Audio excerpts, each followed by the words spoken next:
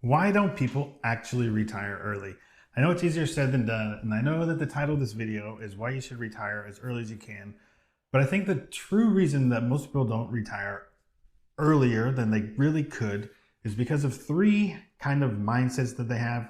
One, they think they don't have enough money. Two, they think they love their job.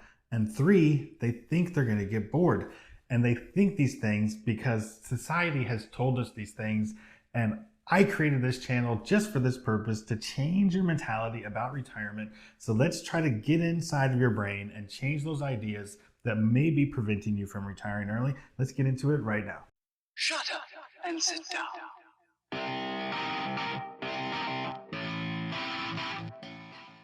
Okay, why do people think that they don't have enough money to retire? Well, my friends, because society has told us that we need $1 million or $5 million or $10 million to retire, and that you need this big arbitrary lump sum of money, and that's just not really true. Like, you need income. You don't need an arbitrary lump of money. You need income coming in. You can do that through investments in the stock market or ETFs or 401ks or dividend stocks. You can also do it through real estate. You can also do it through companies. If you have a company that you can let somebody else run, there's more than one way to skin a cat.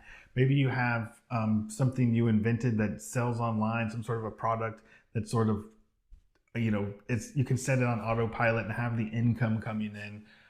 Maybe you wrote a book. Maybe there's a lot of different ways to have the income coming in, and maybe you have not not a huge pile of money. Maybe you have a smaller pile of money, and then you have some income coming in from over here. Maybe a small pension. Maybe there's different sources of income coming in.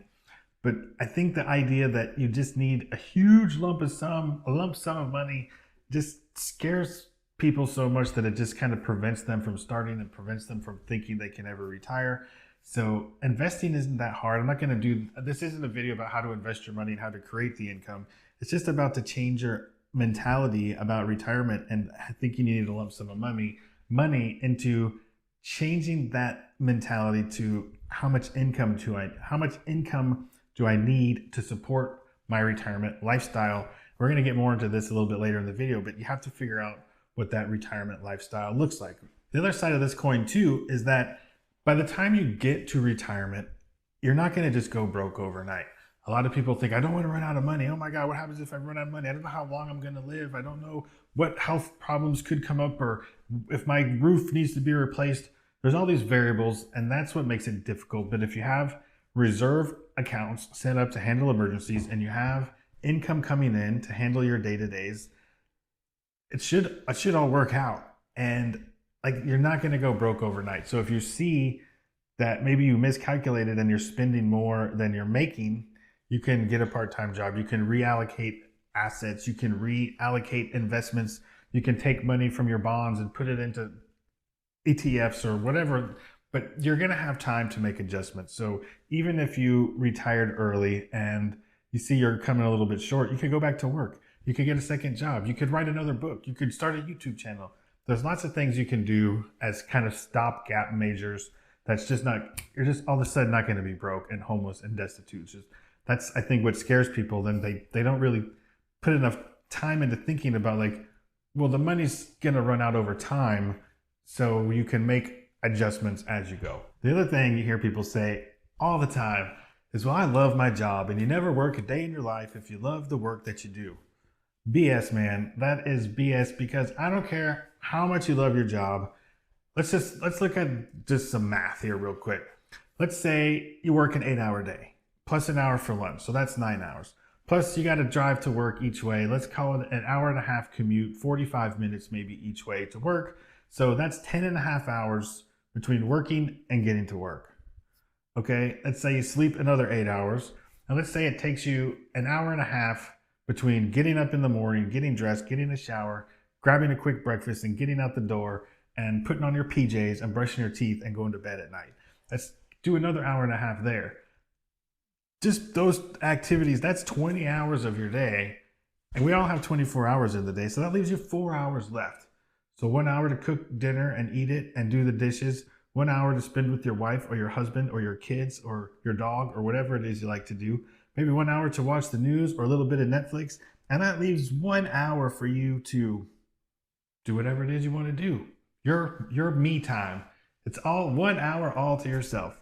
And you're going to do this for 40, 45 years. If you start working at 20 and you're going to work till 65, that's 45 years of 4 hours to do whatever you want, and really maybe only one, if that. So I don't care how much you love your job, you've got to love some free time more. I mean, do you love the weekends? Have you ever been on the weekend and just thought, man, this weekend is going so slow. I wish I could just get back to work. No, no one ever says that. What about vacation? Do you love vacation?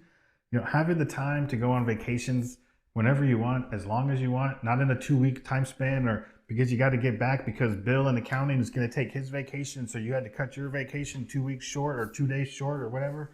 Like nobody wants that. Nobody wants the constraints. Once you have the free time to do as you wish with your days and travel when you want and wake up when you want, it's just having that time is just, you can't put a price on that. Oh, you work from home, you say? Okay, great. And you have a great job? Awesome. That gives you more time with your family. Maybe you can sneak out and go get around to golf in when nobody's looking, but it still doesn't give you that freedom to go on vacations and do whatever you want. My wife's family was just here visiting from Spain. They just left the day before yesterday. And we were able to go to the beach all day with them. We traveled around. We went to some state parks. We went and saw a cavern. We drove over to New Orleans and we spent 5 days in New Orleans. And they're big basketball fans in Spain and they wanted to go to an NBA game in America. And we were able to do all this stuff and spend all the time with them while they were here because we didn't have the time constraints or a boss or somebody telling us where we could be and when. So even when you work from home, like you still don't have the freedom to move about the country or your life as you really want. The next one I think that a lot of people struggle with is that they think that they're going to get bored. And one thing you can do to prevent this is you can hit that like button down there. It will keep you super entertained, and consider subscribing. Before I go into this one, you know, I'm trying to get to 10,000 subscribers by my birthday, which is in like 2 weeks. And only like 10% of the people who watch my videos subscribe to them. So consider subscribing. We do content on this subject all the time. I get into the details of this and more ideas about how to invest. I do more getting into the investing side and more about retiring.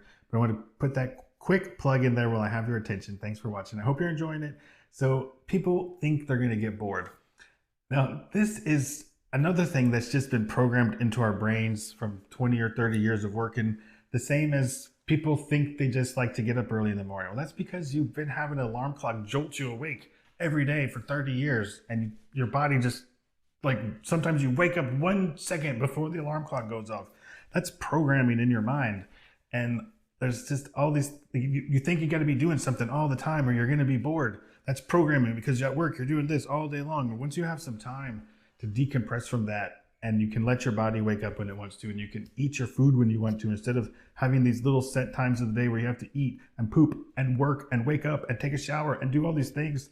Once your body can just sort of do it at its own pace, not only is it just healthier for you, you'll just see more joy and happiness in your own life from just controlling your own time. It's just another thing that's just, you just get with being retired, that you don't think about that.